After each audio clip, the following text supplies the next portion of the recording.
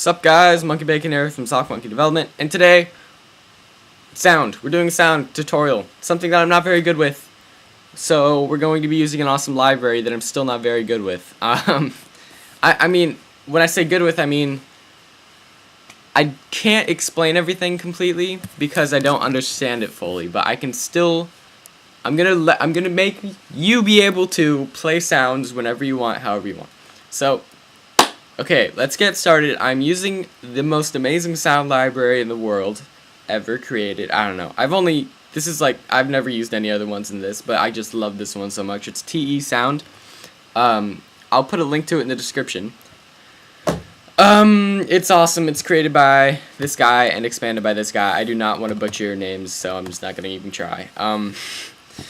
We got a lot of functions with this library, and they are all super helpful and amazing, and yeah, I just can't express how much I love this library. So to get started, we are going to start with the one thing that just confuses my head into a circle. You just pasted that code in there. So just in your mind, divide this into two parts. The top line of code right here, and the lower right there. So with the top one, what we're gonna do is bring the sound into the game, as in load it. I'm not explaining it correctly. I mean, I really don't know. You just need to type in it's the way I think of it is it's loading the sound. So whatever you're using, I'm using the sound for bullets in the bullet game tutorial thing that we did. It's gonna be the shooting sound. It's actually a throw sound from a game I'm working on called Santa Slaughter. But you want to emphasize in the variable name right here that it is loading a sound, or something like that along those lines. And love.sound.new decoder, a file path to the file you want to load, to the sound you want to load, and then another argument would be this, which I have no clue what it does. So basically, I feel bad because I want you to know what it does so you can mess around with it and have fun. But if you're really smart, which, I mean, if you're even a little bit smart, you would know what this means. So just leave a comment or something and I'll thumbs it up or I'll reply so everybody can see it.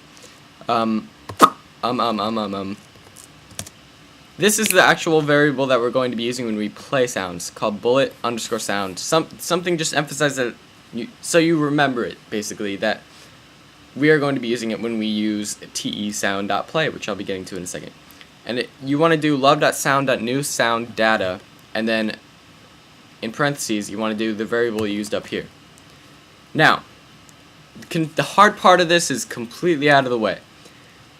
Next thing we need to do is, like with the camera library, you have to put functions into main.lua for the library to work, right?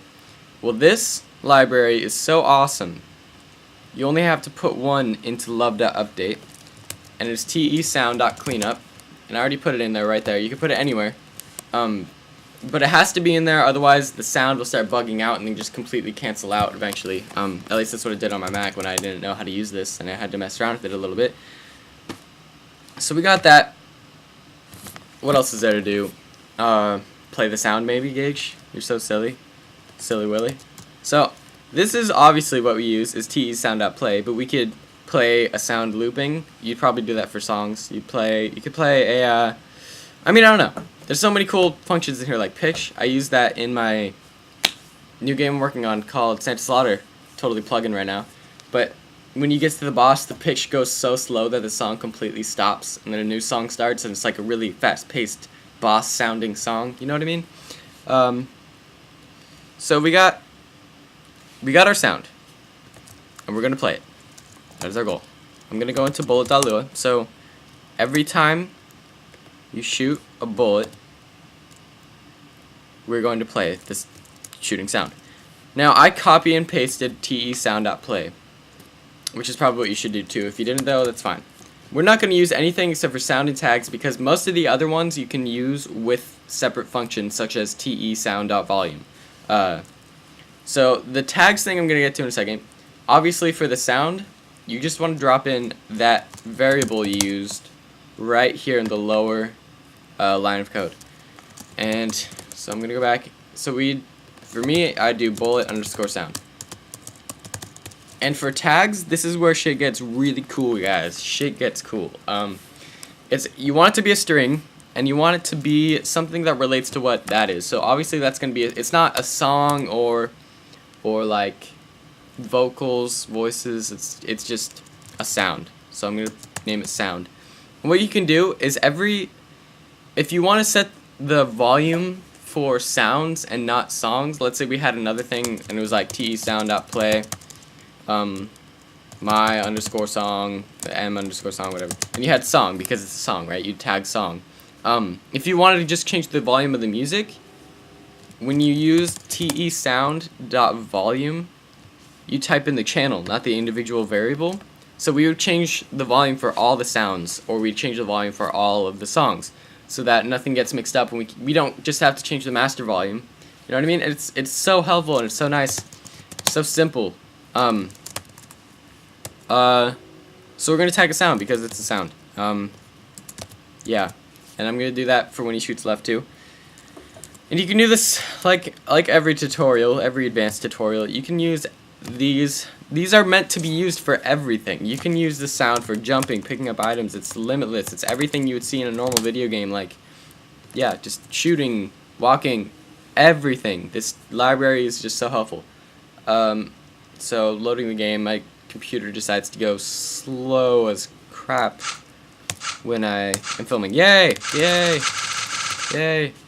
Boom, it must be good luck. The first tutorial I filmed without my laptop being plugged in, and my game actually works the first time that I load the .love. So you hear that? Hopefully you can hear that. So we got sounds working. You can use that for anything.